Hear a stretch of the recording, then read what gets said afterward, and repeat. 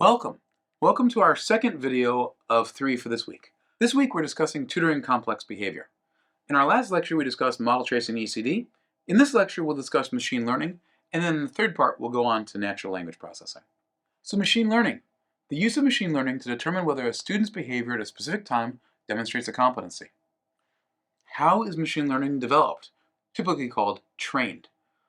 There's two steps. First, we obtain ground truth labels. That's cases that represent the thing we want to detect. And then we train an algorithm. We teach an algorithm to recognize those ground truth labels. And if we do it right, it'll then work for new cases that we didn't train it on. So how do we obtain this ground truth? There's a few different approaches. One of them is text replays, where we pretty print subsegments of the log data. I'll show an example of that in a minute. Another is screen replays. And in either case, we then conduct human coding. Now, quantitative field observations, going out to a classroom taking field notes, and video of student faces are also used in this kind of method to detect affect and disengagement, but not for the type of model we'll be discussing today, so we won't focus on those. So text replays, pretty prints of student interaction behavior from the logs. Here are some examples.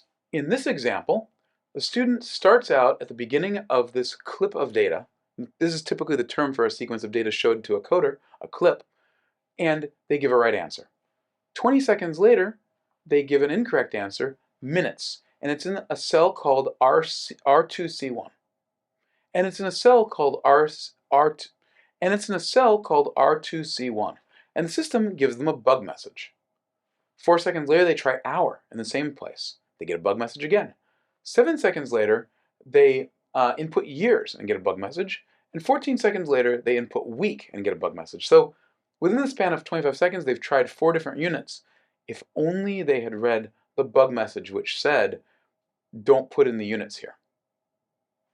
This is an example of a student gaming a system to get through without learning. Here's another example. At time 0, the student puts in 8+, it says it's wrong. A second later, they put in the exact same thing in the same place, and it says wrong.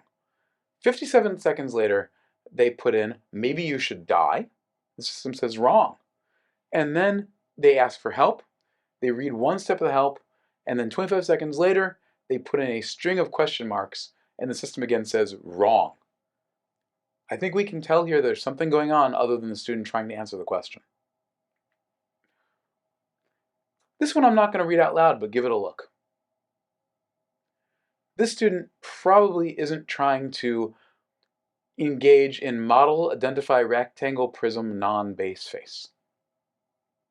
In this case, over a span of 16.5 seconds, the student, after getting it right, tries in the exact same place 0, 3, 1, and 3. Another example probably of the student trying to game the system, although the fact that they put in 3 twice also suggests they might just be floundering. And here's another example from a different learning system. Those previous ones were from Cognitive Tutors. This one is from INKIT's Science Inquiry Learning Environment. And in this one, we can see how the student is changing variables and running experiments over time. Screen replays.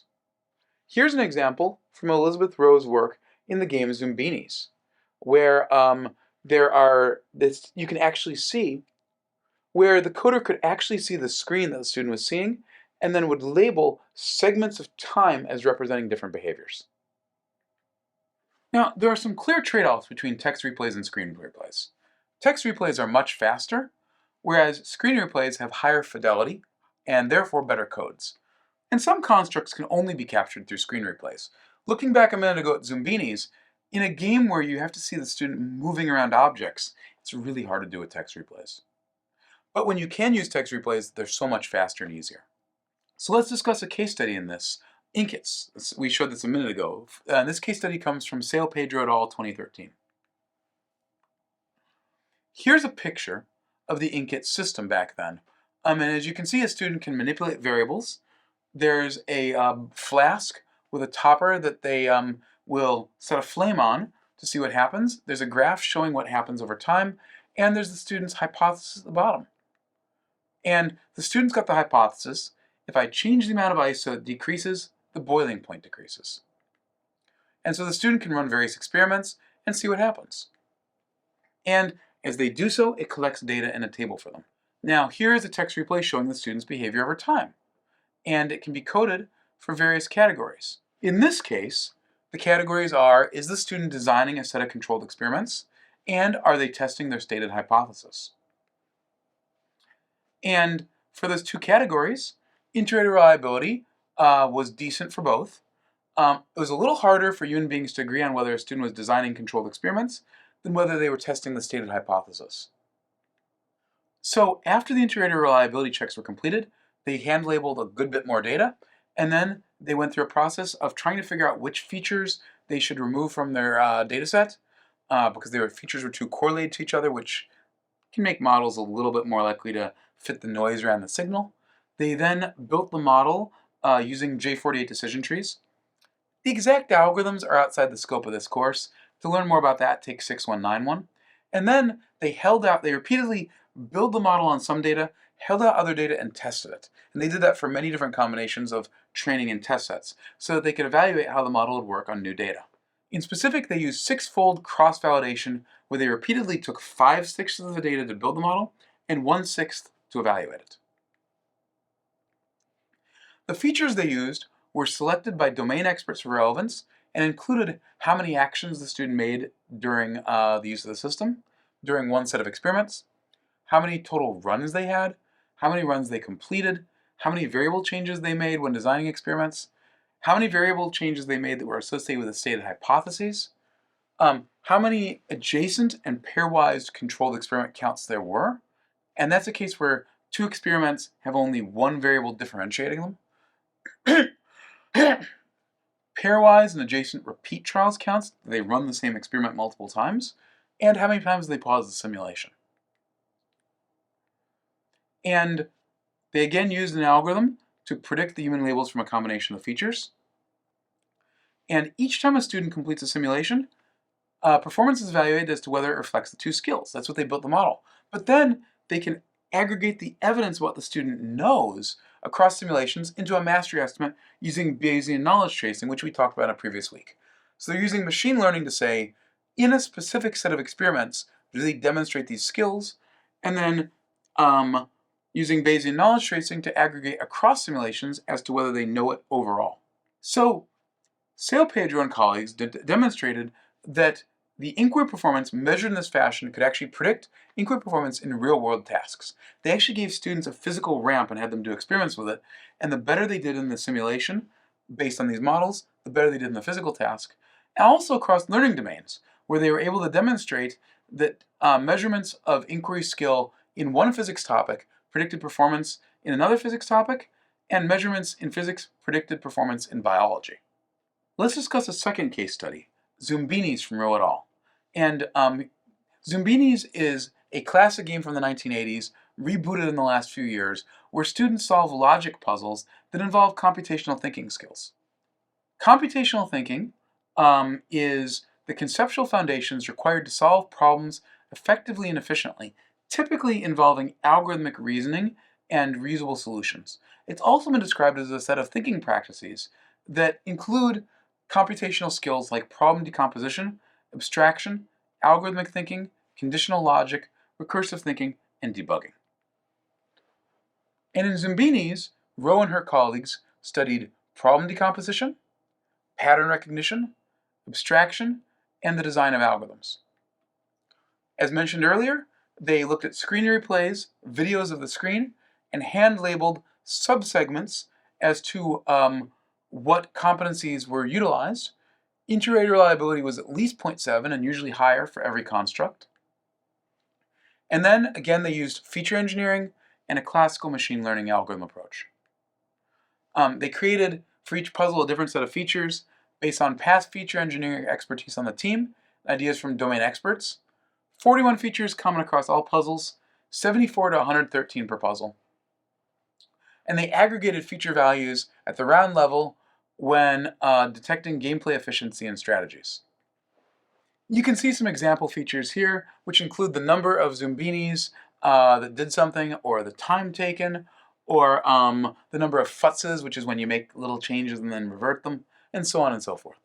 Separate detectors were built for each computational thinking category in 3 different Zumbinis puzzles: Pizza Pass, Mudball Wall, and Allergic Cliffs. They tried multiple classic machine learning algorithms and took the best performing for each model. They tried at one point to see if they could do it across puzzles, but the puzzles were so different from each other that they had to do them separately. So there's been other uses of this paradigm in lots of systems. Elizabeth Rowe also did this in the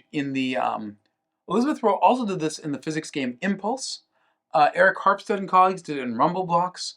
Liz Owen did it in Progenitor X, and more recently, Joyce Zhang did it in the QThink collaborative learning platform. So I mentioned in the Sao Pedro example that they integrated their machine learned models into knowledge tracing, and this actually turns out to be quite easy, both for ECD and machine learning. ECD typically provides outputs of 0 or 1, demonstrated, not demonstrated, which can be integrated into KT just like traditional items. And machine learning typically provides probabilities between 0 and 1, which is very easy to integrate into KT with a simple extension developed by Sao Pedro and colleagues. So once we have these models, we can scaffold complex behavior. In Inkits here, for example, we can see Rex the dinosaur, who uses detectors of inquiry skill to say, wait a minute, you're not designing controlled experiments. And then the student can try again or ask for help. Or to detect disengagement. Hey, are you just playing with the buttons? Take your learning seriously, or I will eat you. The results of this. First of all, it led to significantly better performance of the student in the current simulation, and that knowledge that was represented by that performance transferred to other topics. Haiying Li, who you might recognize as another Penn faculty member, did a study where she showed that if you learned one topic, you had better performance in another one from the very start. Another example is John Stamper and colleagues' system Deep Thought. This was a logic proof tutor. And the modeling approach is a little different. I'm not really going to go into detail on it, but the scaffolding is very relevant. Here's a picture of the trajectories that students take through Deep Thought. This represents their trajectory of different states of the problem they're solving.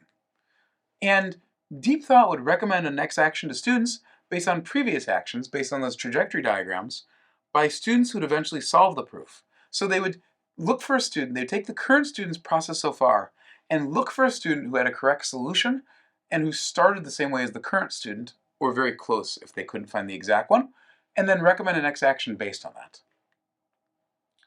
And here's an example of a hint you can see, which suggests what the student might be able to do to go forward to get a correct answer. Deep Thought led to better post-test scores and better course grades, and it also reduced quitting, sometimes called stop-out behavior, where a student would just give up without solving a problem. Another example, Betty's Brain. Betty's Brain is a learning by teaching system where students study about complex scientific phenomena, and then draw a concept map in Betty's brain. And you can say what you like about this teaching students about how learning occurs. It's about the most instructionist model of learning you could imagine. But people can learn by this learning by teaching process. And Mr. Davis, you can see Mr. Davis here on the left below Betty. Mr. Davis provides feedback when a student provides an incorrect answer or when a student demonstrates a poor self-regulated learning strategy. And here are some examples of Mr. Davis's feedback.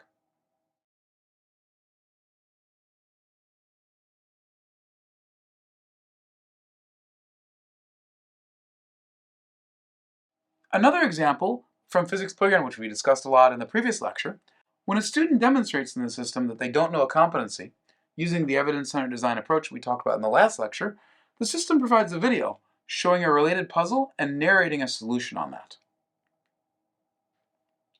Now, interestingly, this scaffolding led to a better performance on a far transfer test, a very different task involving the same knowledge, but not on a near transfer task. So just playing the game turned out to be good enough to learn for the near transfer, but the examples and the narration help students develop the conceptual understanding to do better on a far transfer test. So you might be saying to yourself, these examples are very different from each other. And they are. What this shows you is there's a huge space of potential interventions once you've got the models, whether they're developed by machine learning or evidence-centered design. Stealth interventions that change the learner experience in subtle ways, for example, turning on a hint on the next problem or changing the difficulty. There's reports to the student or instructor. We didn't even look at those, but we cover those in other weeks of the semester. There's hints and messages. There's videos, embodied behaviors by agents, so many more. There's so many things you can do. So some final takeaways from this lecture. Machine learning can be used to recognize complex student behaviors, and the procedure is thus. First, human beings label a lot of data and check for reliability, and then machine learning learns to emulate those human judgments.